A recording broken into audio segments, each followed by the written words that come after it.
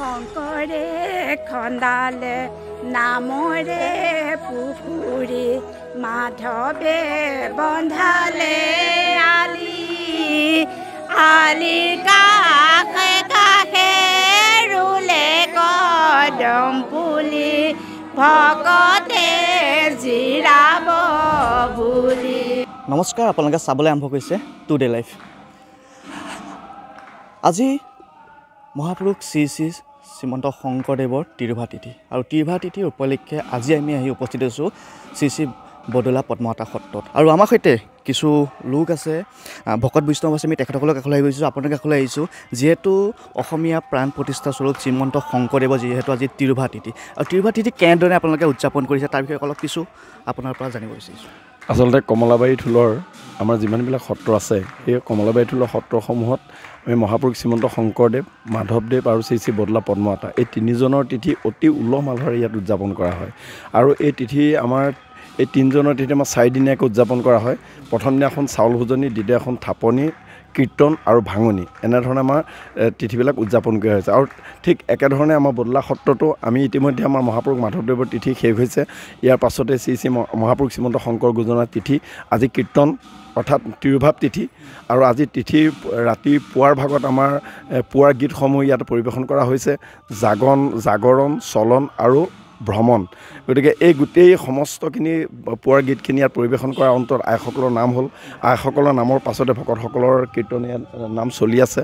ইয়াৰ পাছতে গায়ন বায়ন হ'ব, গায়ন বায়নৰ অন্তত বেহাৰ নৃত্য হ'ব, বেহাৰ নৃত্যৰ অন্তত কীৰ্তন হ'ব, কীৰ্তনৰ পাছতে ওজা হ'ব, ওজাপালিৰ পাছতে আমাৰ এই আজি দিনৰ কাৰ্যসূচী আদায় হ'ব। আৰু ৰাতিৰ ভাগত আমাৰ ন ধেমালি হ'ব, ন ধেমালিৰ পাছতে আমাৰ টিকোনৰ গীত বুলি এটা নিৰ্দিষ্ট কৰি থোৱা গীত আছে, আৰু সেই টিকোনৰ গীত পৰিৱেশন হ'ব গায়ন বায়ন আৰু গায়নসকলৰ লগত।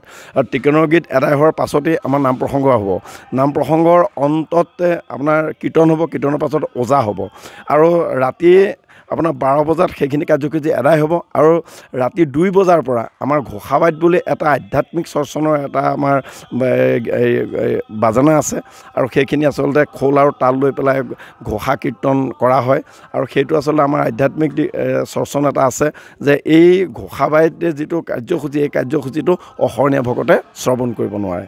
আৰু সেইকাৰণে আমাৰ ৰাতি 2টা বজাৰ পৰা ব্ৰহ্মপুৱাত এইখিনি সমাপ্ত হ'ব। আৰু সমাপ্ত কৰাৰ পাছত আমাৰ কালিলৈ কাৰ্যসূচীয়ে পুৱাৰ আপোনাৰ এই ঘোষাবাইত আদায় হোৱাৰ লগে লগে শ্যাম কমললোচন বুলি এটা গীত আছে, বৰগীত আছে, আৰু সেই শ্যাম কমললোচন গীতটো পৰিৱেশন হ'ব। তাৰ পাছতে আমাৰ মহাপুৰুষ শ্ৰীমন্ত শংকৰ গুৰুজনাৰ জন্মৰ পৰা মৃত্যুলৈকে তেখেতৰ চৰিত্ৰ ইয়াতে চৰ্চন হ'ব। আৰু চৰিত্ৰ পাঠ হোৱাৰ পাছতেই আপোনাৰ আমাৰ নিত্য নৈমিত্তিক যিখিনি নাম প্ৰসংগ সেইখিনি আৰম্ভ হ'ব। এনেধৰণে আমাৰ 4 দিনীয়া কাৰ্যসূচী আদায় হ'ব। এনেধৰণে আমাৰ শ্ৰী বদলা সত্ৰতো মহাপুৰুষ শ্ৰীমন্ত শংকৰ গুৰুজনাৰ তিৰুভাৱ তিথি উলহ মালহেৰে এনেধৰণে উদযাপন কৰি অহা হৈছে। যিহেতু আমাৰ মাজত আয়তীসকল আছে, যিহেতু পবিত্ৰ যি ভাদ মাহ দেখা পোৱা যায় যে গোপিনীসকলে নাম লোৱা দেখা পোৱা যায়, এটা অতি সুন্দৰ নামৰে আজি আমাৰ অনুষ্ঠানটো আৰম্ভ কৰা হ'ল। কি ক'ব এই মুহূৰ্তত, কেনে অনুভৱ? ভাল লাগিছে। আমি সত্ৰলৈ আহি থাকোঁ, এনেকৈ ভাদ মাহৰ তিথিকেইটাত বিশেষকৈ 3 দিনীয়া কাৰ্যসূচীৰ যিখিনি নাম হয় তালৈ আহোঁ, গোপিনীসকলৰ লগতে বহি নাম গাওঁ, আৰু ভাল লাগে। কি ক'ব? আমি কি কৰিম, ভাল লাগিছে আৰু।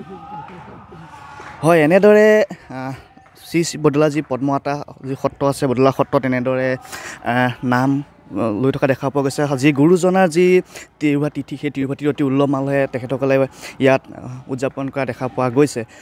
ইয়াৰ সামগ্ৰিক দৃশ্য যি ভিতৰ ভাগত চলি আছে নাম, আমি তাৰ মাজলৈ সোমাই যাব বিচাৰিছোঁ, আৰু তাৰ কিছু দৃশ্যাংশ আমি টুডে লাইফৰ দৰ্শকক দেখুৱাব চেষ্টা কৰিম।